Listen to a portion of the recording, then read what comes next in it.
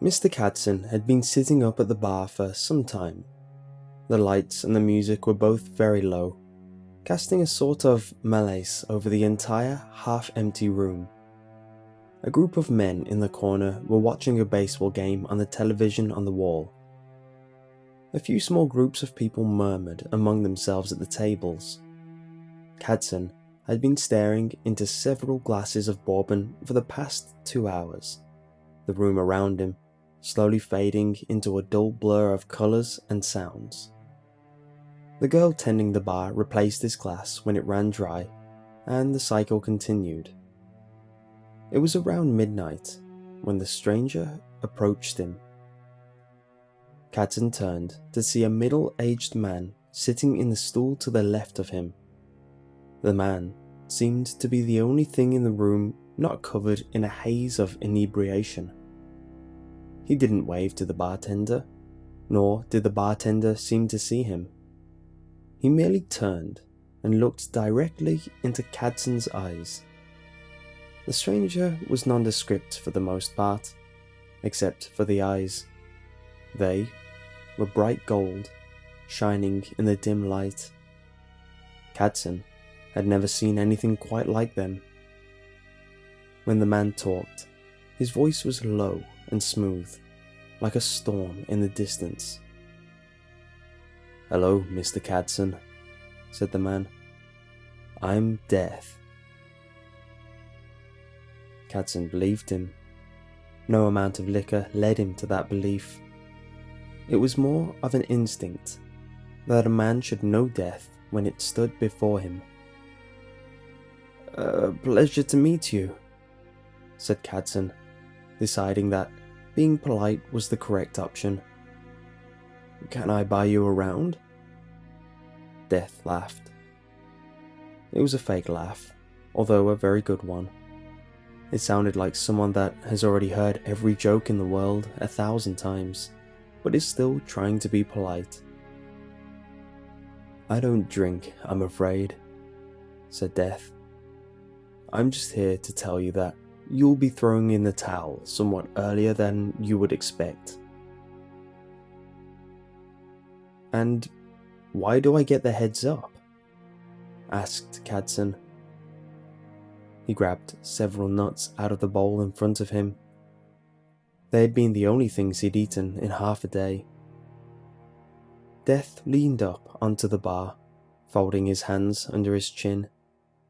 Death sighed deeply, as if he didn't want to hear that question. "Because, Mr. Katzen," said Death, "I've begun doing contract work." "Successful guy like you?" asked Katzen. "Didn't think you'd need the extra cash." He looked over at Death, only to find the seat empty. He considered for the first time that he was merely hallucinating. Someone to his right coughed lightly. Katzen turned to find an old woman looking at him with the same pair of gold eyes. "I merely take a small something from people that require my services," said the more elderly Death. "Although I can't say it's all for that. What do I need with a memory or a sliver of a man's soul? After sticking to the script for millions of years, it's mainly about the thrill, and I enjoy the conversation." Death smiled, showing a mouthful of yellow dentures. "You still didn't really answer the question," asked Katzen. Death stopped smiling quite so broadly. "Very perceptive for someone on their 6th drink," said Death. "Which makes this all the more fun." Death disappeared from the seat. Katzen swung around to find an athletic-looking young man to his left. The gold eyes seemed to pierce him even deeper. "A question is an amazing thing, Mr. Katzen. The first thing a mortal does upon being born is wonder. Upon waking up, entering a room, meeting someone, or even looking up into the sky, the first thing you do is wonder. Immortals don't wonder. They know. The longing in Death's voice was half heartbreaking and half terrifying. "If you're going off the script, they don't know, do they?" asked Katzen. His head was beginning to clear as adrenaline and fear began to sweep away the haze. Death chuckled. "No, they don't," said Death, "and that terrifies them." "Who's them?" "That's something I can't answer," said Death. "There are rules, you see. I can do this as long as everyone follows the rules. The rules you have to worry about say that dead men have certain rights. Most come by them naturally, but when I take a more active role, I'm required to tell you those rights. Hence, my presence here." Death gestured back to the darkened, half-empty bar. "What rights do I have?" Death vanished again and reappeared as a young boy on the other side of Katzen. The eon-old eyes were much more disturbing on a 10-year-old face. "The first is the right of knowledge," said Death in a high-pitched voice. "All men are entitled to know the manner of their death prior to its occurrence." "You're saying everyone knows how they're going to die?" "If anyone pays close enough attention to their life," said Death, "they'll know. Slow and painful, or short and violent, they can all see it coming if they try. I've never seen anyone really try, though. You, though, Mr. Katzen, you are going to die choking on one of those peanuts you've been eating." Katzen stopped his hand as he was about to put another nut in his mouth. He placed it back into the bowl and pushed it away. "That won't change anything, but if it makes you feel better, I suppose." "And why do you have to tell me?" "Rules," said Death. "If someone isn't given full rights, things happen." Katzen almost laughed hearing the kid version of Death say that, but stifled it. "Which brings us to your second right, the right of choice. There are many, many things that can happen after you die, and people always choose for themselves what happens to them. They don't even know they're doing it, but they do it." "And I get to choose?" asked Katzen. "Do I get to know what the choices are?" "Believe me, Mr. Katzen." The child disappeared. Katzen turned to see a beautiful woman to his left. In fact, she was the most beautiful woman he'd ever seen. He hoped Death would stay in that way for a while. "My job would be much simpler if I could tell people the options. But don't worry, you'll choose before you die. Which brings me to your last right, and the main reason I'm here. The right of experience." "I've got plenty of experience," said Katzen, taking another swig of bourbon. "Believe me."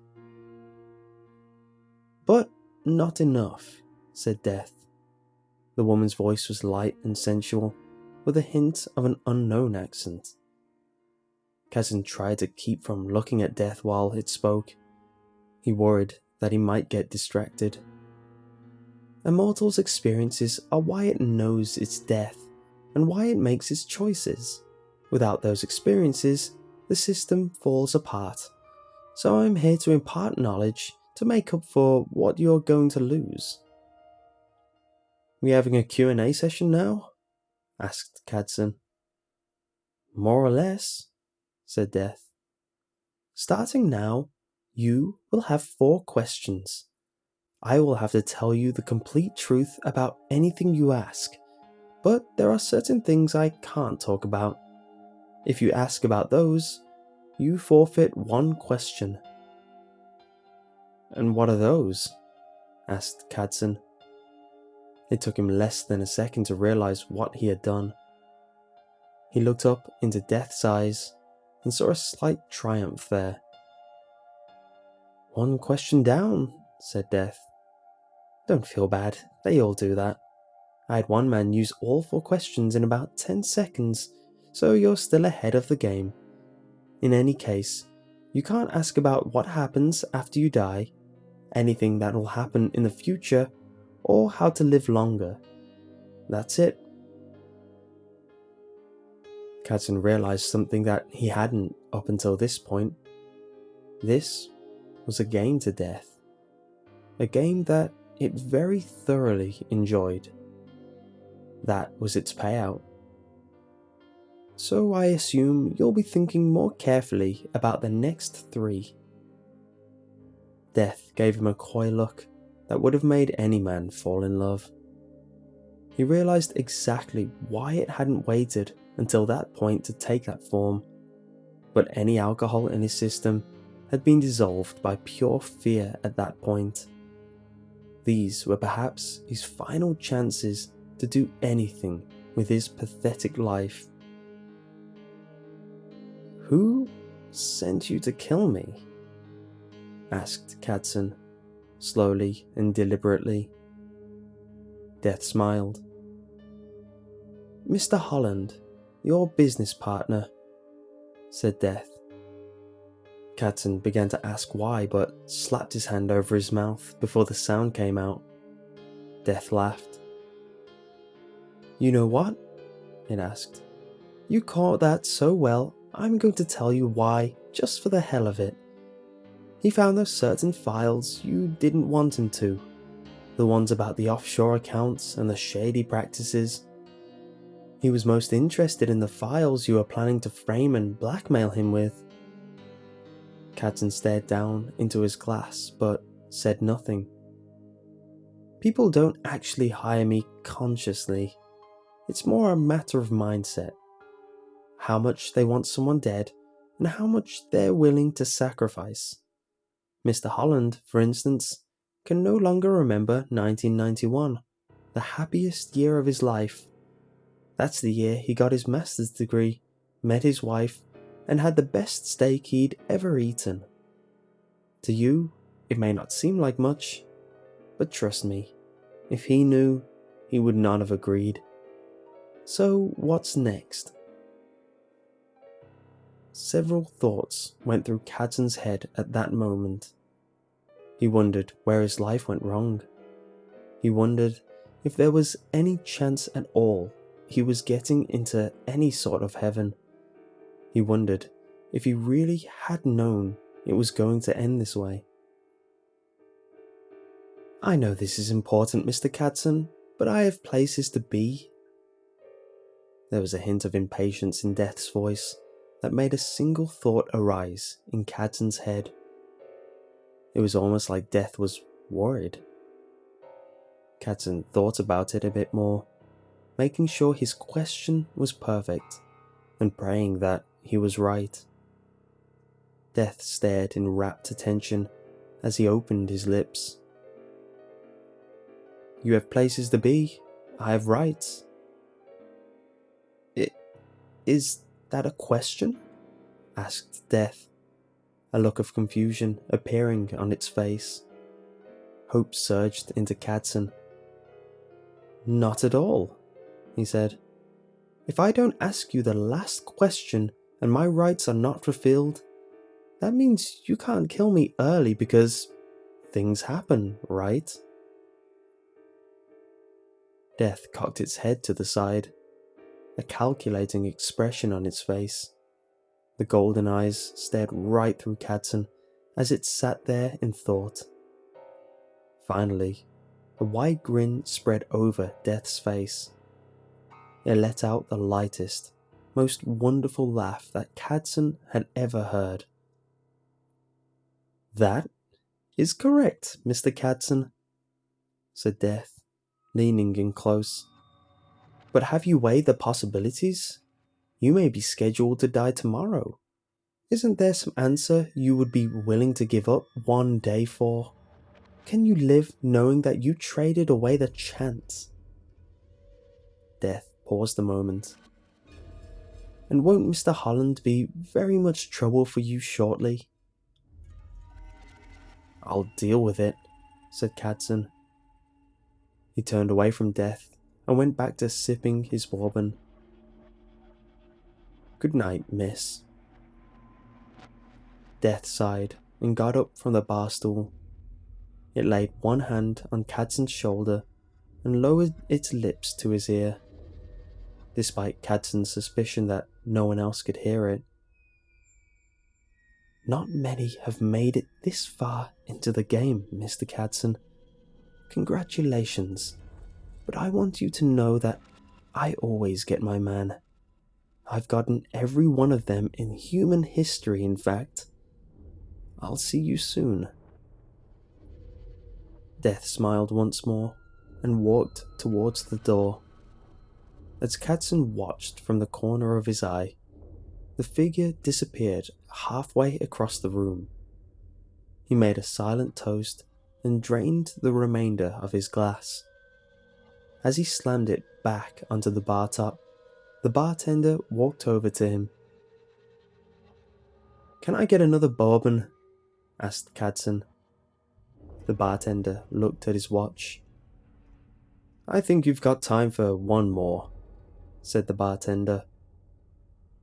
While the bartender poured the drink, Cadson looked back at the room and wondered if the people knew what had just happened.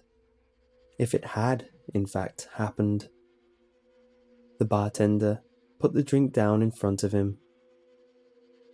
"On the house, in fact," he said with a smile, before walking away.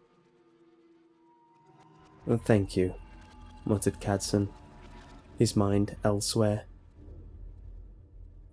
As he took the first sip of his drink, he absent-mindedly reached for the bowl of nuts.